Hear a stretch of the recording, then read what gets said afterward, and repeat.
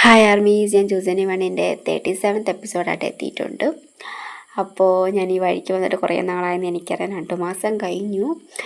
കുറേ ആർമീസ് എനിക്ക് മെസ്സേജ് അയച്ചിട്ടുണ്ടായിരുന്നു. ഞാൻ മെസ്സേജ് കണ്ടിട്ടും ഞാൻ റിപ്ലൈ കൊടുത്തില്ല. കാര്യം എനിക്ക് എന്താ റിപ്ലൈ കൊടുക്കേണ്ടതെന്ന് അറിയത്തുണ്ടായിരുന്നില്ല. അപ്പോൾ എല്ലാവരോടും സോറി, എപ്പിസോഡ് ഇത്രയും ലേറ്റാക്കിയതിന്. പിന്നെ എപ്പിസോഡ് ഇത്രയും വൈകാനുള്ള കാര്യം, ഞാൻ കുറച്ചായിട്ട് ഒട്ടും ഓക്കെ അല്ലായിരുന്നു. കുറച്ച് പേഴ്സണൽ ഇഷ്യൂസ്, പിന്നെ കോളേജിൽ കുറേ വർക്ക് ലോഡ്, എനിക്ക് എല്ലാം കൂടെ ഒട്ടും പറ്റുന്നുണ്ടായിരുന്നില്ല. ഇപ്പോൾ എല്ലാം പ്രശ്നങ്ങളൊക്കെ തീർത്തൊന്ന് ഓക്കെയായി വന്നപ്പോൾ എപ്പിസോഡ് ചെയ്യാമെന്ന് വെച്ചപ്പോൾ എനിക്ക് എവിടെ നിന്ന് തുടങ്ങണമെന്ന് അറിയത്തില്ല, എങ്ങനെ ചെയ്യണമെന്ന് അറിയത്തില്ല. ഡബ്ബിങ് എന്നെ കൊണ്ട് ഒട്ടും പറ്റുന്നുണ്ടായിരുന്നില്ല. സത്യം പറഞ്ഞ് ഞാൻ ഈ എപ്പിസോഡ് അത്രയും എനിക്ക് നേരത്തെ എപ്പിസോഡ് പോലൊരു ഫീലോ അല്ലെങ്കിൽ ഒന്നും കിട്ടിയില്ല. ഞാൻ എന്തോ ചെയ്ത് വെച്ചേക്കുന്നത് എനിക്കെന്നെ അറിയത്തില്ല. അതുപോലെ ലെങ്തും കുറവാണ്. എന്നെക്കൊണ്ട് ഇത്രയേ പറ്റുള്ളൂ, എനിക്കിത് കൂടുതൽ ചെയ്യാൻ പറ്റിയില്ല. അതുകൊണ്ടാണ് ഇത്ര ലെങ്തും കുറഞ്ഞത്.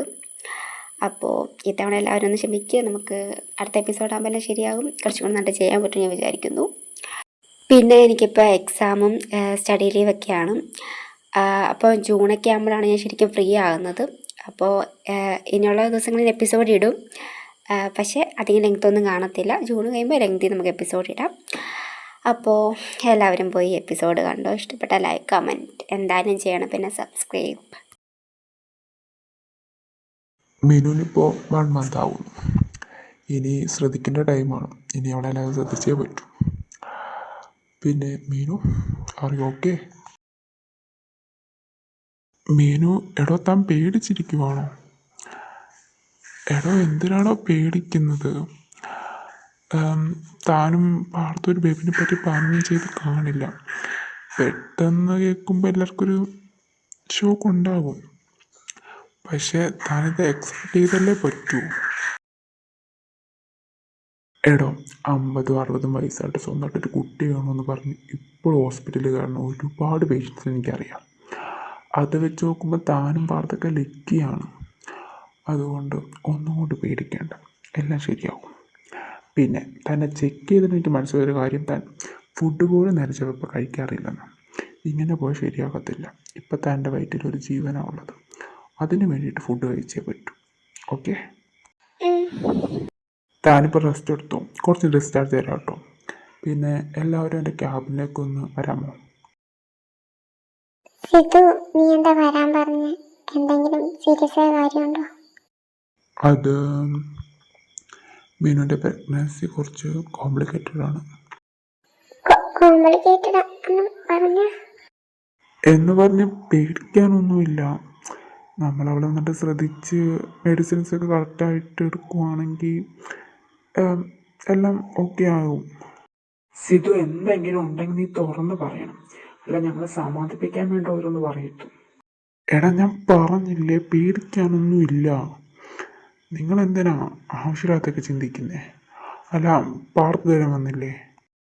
ഇല്ല, ഞാനവനെ വിളിച്ച് പറഞ്ഞായിരുന്നു. അവൻ ഇറങ്ങുന്ന സമയത്ത് ഒരു ഇമ്പോർട്ടൻ്റ് വർക്ക്, അത് കാരണം ഓഫീസിൽ ഇറങ്ങാൻ പറ്റിയില്ല.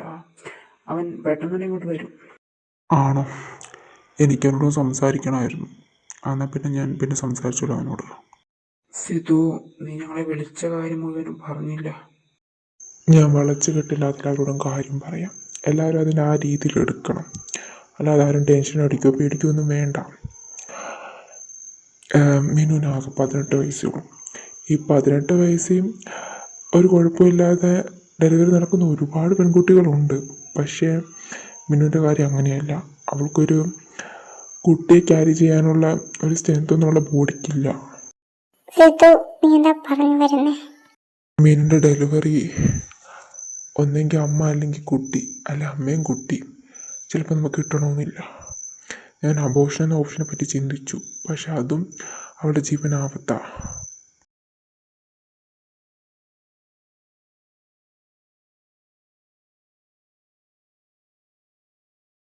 നിങ്ങളല്ലെങ്കിൽ ഒന്ന് വിഷമിക്കാൻ വേണ്ടിയിട്ടല്ല ഞാനിത് പറഞ്ഞത്.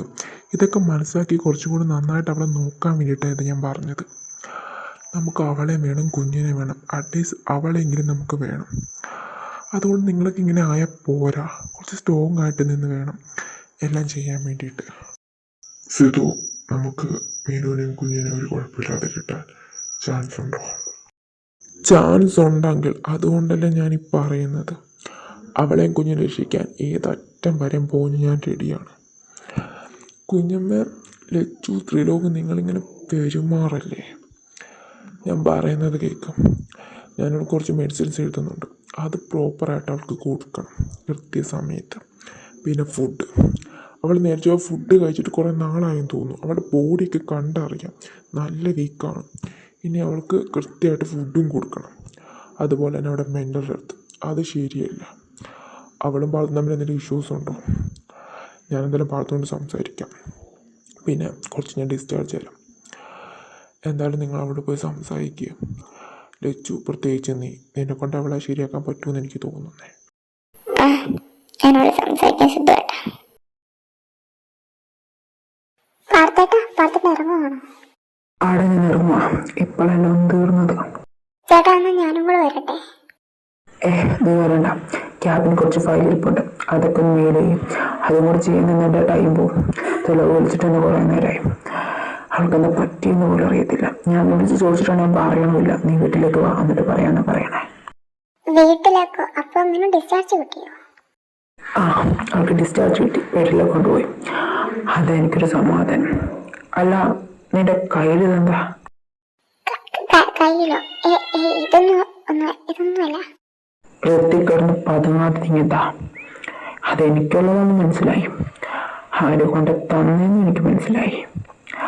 നീ അതിങ്ങെടുക്ക. ചേട്ടൻ തരാം, പിന്നെ തരാം. ചേട്ടൻ ഇപ്പൊ വീട്ടിൽ പോ, പിന്നെ നോക്കാത്. ഋത്തിക്, നീ മര്യാദയ്ക്ക് അതിങ്ങോട്ട് താ. ചേട്ടൻ അന്നത്തെ പോലെ കുറച്ച് ഫോട്ടോസും പിന്നെ കുറച്ച് വീഡിയോസും. ഇത് കണ്ടറിയത് ഫേക്കാണ്. ഫേക്കാണോ ഫേക്കല്ലേന്ന് ഞാൻ കണ്ടുപിടിച്ചോളാം. നീ അതിങ്ങെത്താ.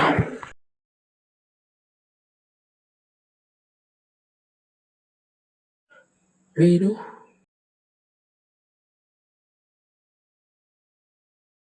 മീനു, നീ ഓക്കെ ആണോടി?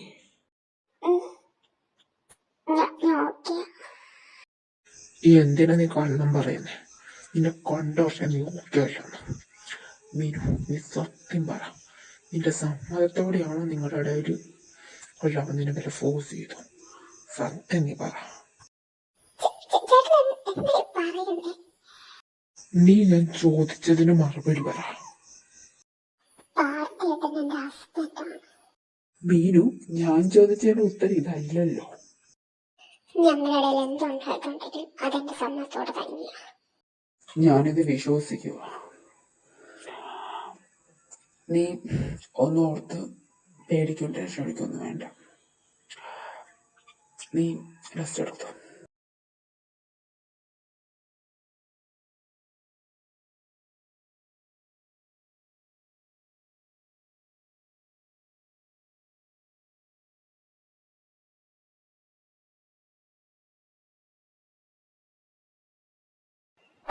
നീ വന്നു. എന്താ മോൾക്ക് പറ്റിയേ? അത് മീനു പ്രഗ്നന്റ് ആണ്. പ്രഗ്നന്റോ? മീനു പ്രഗ്നന്റ് ആണ്. എക്സാം കഴിഞ്ഞവിടെ വന്ന സമയത്ത് തല കറങ്ങിയെന്ന് വീണു. അപ്പൊ പിന്നെ ഞങ്ങൾ ഹോസ്പിറ്റലിൽ കൊണ്ടുപോയി. സിദ്ധുവാ നോക്കിയത്. 1 മാസമായി എന്നാ പറഞ്ഞത്. 1 മാസം? അവളെന്തേ? മീനു റൂമിലുണ്ട്.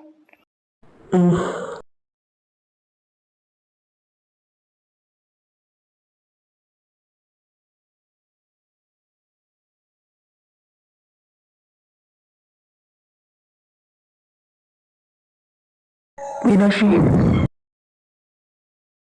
മീനാക്ഷി,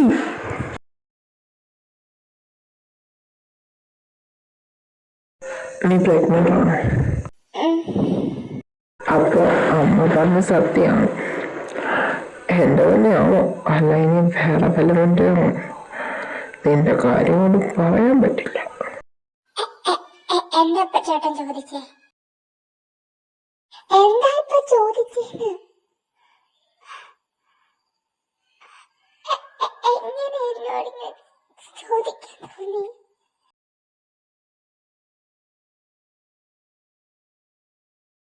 ഈ കുഞ്ഞുവിന് ശേഷം നമ്മുടെ ഇടയിലല്ല ശരിയാകുമെന്ന് ഞാൻ കരുതി. പക്ഷെ ഇന്ന് എനിക്ക് മനസ്സിലായി നമ്മുടെ ഇടയിൽ ഒന്നും ഒരിക്കലും ശരിയാവില്ല. പിന്നെ നിങ്ങൾക്കിത് നിങ്ങളുടെ കുഞ്ഞാന്ന് സംശയമാണല്ലേ, പക്ഷെ എനിക്കൊരു സംശയമില്ല, എന്റെ പറ്റിക്കൊടുക്കണം നിങ്ങളുടെ കുഞ്ഞ് തന്നെയാ. പിന്നെ എന്റെ മനച്ചേട്ടനോട് പറഞ്ഞിട്ടുള്ള ചെയ്തിട്ടുള്ള എല്ലാം ഞാൻ മറന്നു ജപിച്ച് കളഞ്ഞിട്ടേ ഉള്ളൂ. പക്ഷെ ഇന്ന് എന്നോട് ചോദിച്ച ചോദ്യം ഇത് ഞാൻ ഒരിക്കലും ഓർക്കുകയില്ല, ക്ഷമിച്ച് തരുകയില്ല.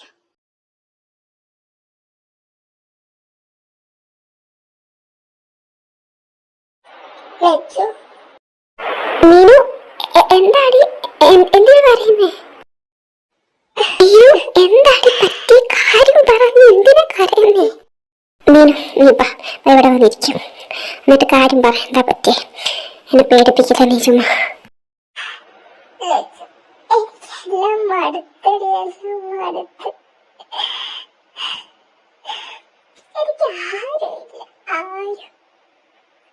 ഞാനിവിടെ സത്യത്തെ ഒറ്റപ്പെട്ട പോലെ എനിക്ക് തോന്നുന്നു.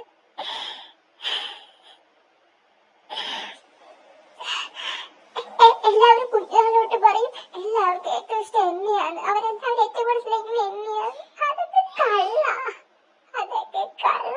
ആരും എന്നെ സ്നേഹിക്കുന്നില്ല, ആരും, സ്വന്തം പോലും. നീ എന്താ പറയുന്നേ? ഞാൻ സത്യം പറഞ്ഞത്, സത്യം. എല്ലാവർക്കും വേണ്ടിയിട്ട്, പ്രത്യേകിച്ച് എന്റെ അമ്മയ്ക്ക് വേണ്ടിയിട്ട് ഞാൻ ഈ കല്യാണത്തിന് സമ്മതിച്ചതല്ല, സമ്മതിപ്പിച്ചത്. ഞാനെന്റെ അർജുൻ ചേട്ടനെ വേണ്ടെന്ന് വെച്ചിട്ട് എല്ലാം വേണ്ടെന്ന് വെച്ചിട്ടല്ലേ ഈ കല്യാണം കഴിച്ചത്. അപ്പൊ എല്ലാവരും എന്നോട് പറഞ്ഞു എല്ലാം കല്യാണം കഴിയുമ്പോ ശരിയാവും. അത് തന്നെ ശരിയായ ഒന്നും ശരിയായില്ല, ഒന്നും.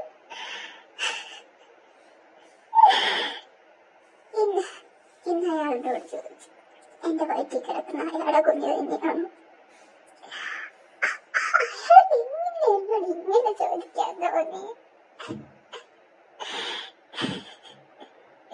എനിക്ക് മതിയായി.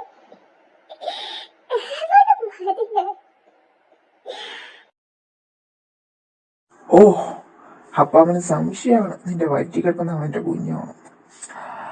ഇന്നത്തോടെ അവന്റെ സംശയം തീർത്തു കൊടുക്കാം.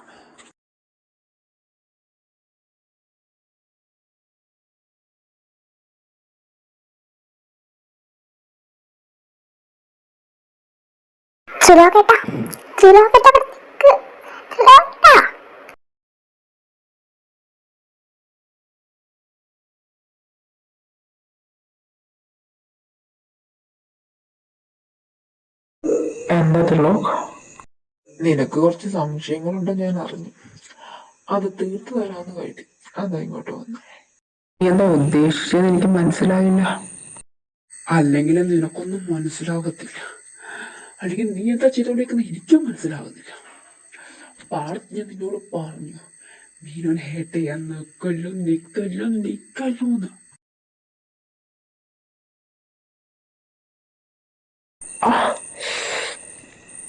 ഓ, ഇതാണ് കാര്യം. ഇത്രയും നേരം എനിക്ക് സംശയം അവളെ പറ്റി കിടക്കുന്ന അർജുൻ്റെ ആണെന്ന്. ഇപ്പൊ ക്ലിയറായി, നിന്റെയാണ്.